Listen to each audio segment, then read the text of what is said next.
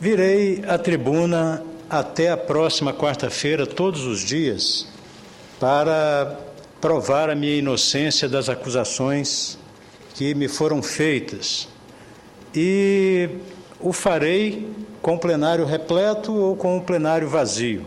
Assim o faço, porque na próxima quarta-feira eu disporei de 20 minutos prorrogados por mais 10, ou melhor dizendo, na quarta-feira da semana vindoura. Então, terei pouquíssimo tempo para me justificar.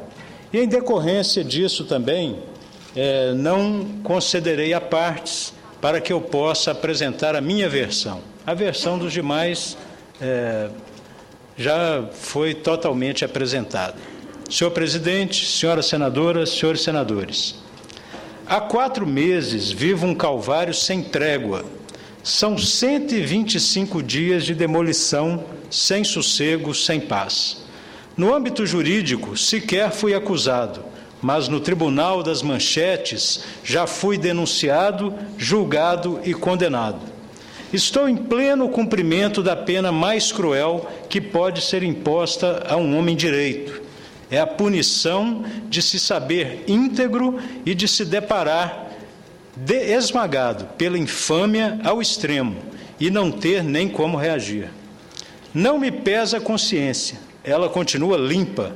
O que pesa é carregar pelo isolamento dos corredores os grilhões impostos pelos holofotes. Na mídia, aparece contra mim um incrível repertório de ofensas, numa quantidade inédita de aleivosias assacadas à moral de uma pessoa. A campanha é recorde em seu tamanho e incalculável em seu volume. É difícil mensurar e impossível descrever a dor que esses ataques provocam em mim e o estrago no meu prestígio, na minha honradez. A tática dos detratores é implodir vagarosamente o edifício da probidade erguida ao longo de décadas de trabalho, esforço e dedicação. Tem sido uma destruição tijolo a tijolo, no ardil de vazar em pílulas para ter continuamente assunto que aniquile a minha imagem. Quando os temas se exaurem, requentam tudo. O mais do mesmo vira novidade, como se tivesse acabado de sair do forno. Nenhum cidadão merece tal castigo, até porque o desgaste ultrapassa a pessoa do massacrado e se estende à família. E não há situação mais angustiante do que olhar nos olhos dos filhos e, em vez do brilho habitual, ver nesse olhar a pergunta: quando essa tribulação vai acabar? A resposta que tenho para meus filhos é a mesma que divido com as senhoras senadoras e os senhores senadores. O tormento parece sem fim. A aflição se descobre interminável porque atinge o cristal da reputação e mesmo a cola da obediência aos princípios imutáveis não dá liga para emendá-la. Minha saga a cada fim de noite mal dormida é buscar em jornais, revistas, blogs e TVs os cacos de minha biografia. É uma procura estilo moto contínuo, que se renova em questão de segundos no Twitter, no Facebook, nos portais, em rádios. Enfim, onde couber um adjetivo pejorativo, ali estará meu nome associado a alguma ignomínia. Na manhã seguinte, aliás, no instante seguinte, recomeça tudo outra vez. Nada fiz para merecer a desconstrução da minha honra. Apenas como admiti em pronunciamento aqui na tribuna no dia 6 de março passado, fui amigo de Carlinhos Cachoeira e conversava frequentemente por telefone, mas nunca tive negócios legais ou ilegais com ele. O que disse naquele discurso, repito agora, porque se trata da verdade. E aproveito para rebater os pontos da representação movimentada contra mim no Conselho de Ética e Decoro Parlamentar, onde já apresentei defesa falada e escrita. Não, Eu não tenho nem sociedade, nem nada a ver com os delitos investigados pelas operações Vegas e Monte Carlo. Faço questão de repetir, não apenas por ser a realidade, mas porque também foi o que concluíram os policiais, os juízes e os procuradores da República atuantes no caso, conforme se lê em seguida os relatos no inquérito.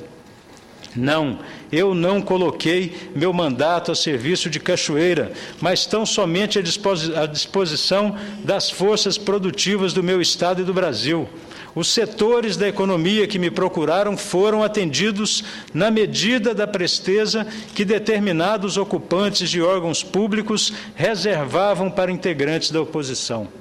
Nunca pedi nada de ilegal a nenhum deles nem a ninguém. Simplesmente atuei apenas em nome do desenvolvimento do meu Estado, o que inclui apoiar as reivindicações de suas empresas, suas entidades e seus municípios. Não, eu não percebi nem recebi vantagem devida, nem algo em troca de minhas ações no Senado, como os senhores e as senhoras senadoras são testemunhas.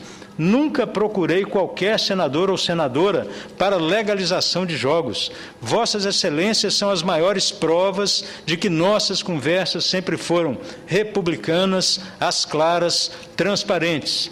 Não, eu não tive servidores fantasmas, pois sempre agi de acordo com as regras estabelecidas na Casa e fiz, em relação aos assessores, todas as adaptações necessárias ao cumprimento das inovações criadas. Não, eu não pedi que pagasse o frete de aeronave conforme consta na representação e alerto para a montagem descoberta no aludido trecho. A fraude grosseira revela o perigo de se julgar alguém com fundamento em gravações que, além de ilegais, não foram periciadas. Por encomenda do meu advogado, houve um pequeno serviço de um perito e, apesar do brevíssimo tempo disponível, ele encontrou disparidade entre o que está gravado e o que está transcrito. Deveria ser feito idêntico procedimento em todas as escutas. É essencial para a defesa de qualquer investigado uma perícia sem assodamento na totalidade dos áudios e no inteiro teor das transcrições. Como todo político que disputou cargo majoritário sabe, é muito difícil obter mandato de senador e muito fácil acusar com base em provas ilegais e não periciadas. Asseguro que em nenhum momento faltei com a verdade no meu pronunciamento, elaborado de acordo com as ações à época conhecidas pelo país inteiro. A ele seguiu-se vazamento dos mínimos detalhes do inquérito nas páginas concernentes a mim, como se toda hora eu cometesse um delito com o desígnio exclusivo de gerar posts e matérias. Houve período de 50 tweets por segundo, me difamando, me caluniando, me injuriando. 50 ofensas por segundo, contada apenas uma das redes sociais. Não há honra que resista a tão grande turbilhão. Tinha site que a cada expediente anunciava 5 reportagens diferentes sobre o caso. Nos jornais, era a primeira página todo dia. Nas revistas, era capa toda semana. Assim, de vazamento em vazamento, de grão em grão, foi moída a história de uma vida honrada. A própria Procuradoria-Geral da República está investigando a autoria do abastecimento com material fruto de investigação ilícita. São papéis que deveriam estar sob sigilo, anotados por tiras hermeneutas com base em gravações não periciadas, mas montadas, editadas e aproveitadas como quis a força denunciante. Minha súplica pela realização de perícia é não apenas para mostrar a ilegalidade na colheita da prova, mas principalmente compreender, contextualizar, transcrever corretamente os diálogos gravados. Só assim é que é possível afastar as maldosas fraudes realizadas pela polícia. Já temos exemplos de áudios editados e cortados, conversas suprimidas e emendadas, trechos transcritos de forma errada com a intenção clara e desesperada de tentar a todo custo realizar acusações contra um senador da República. A estratégia do vazamento em pílulas surtiu um efeito devastador. Até quem confiava muito em mim ficou cético, porque não era possível que tanta gente estivesse inventando tanta coisa apenas para me incriminar. Não se inventou a gravação, mas o método. Foi ele que, de pouco em pouco, de vazamento em vazamento, arruinou a minha conduta. A eficiência do estratagema de divulgação incessante em pílulas trucida qualquer moral, por mais que a vítima o tenha. Cheguei a cair, fui ao fundo do poço, mas graças a Deus voltei, me reergui, levantei a cabeça, venci a maior das guerras, aquela travada no meu próprio inconsciente. Estou aqui de consciência tranquila, de peito aberto, lutando pela minha biografia, batalhando pelo meu mandato. A todos reafirmo a minha inocência. Se persiste dúvida, foi gestada não no conteúdo, repito, mas na forma. Cada linha do inquérito virou milhares de textos. Cada palavra pronunciada nas gravações se transmutou em sentença condenatória, inclusive as pessoas mencionadas por terceiros. Fui citado irresponsavelmente, segundo a própria Polícia Federal, em 315 conversas dos outros, sem a minha participação, com eles claramente usando o meu nome.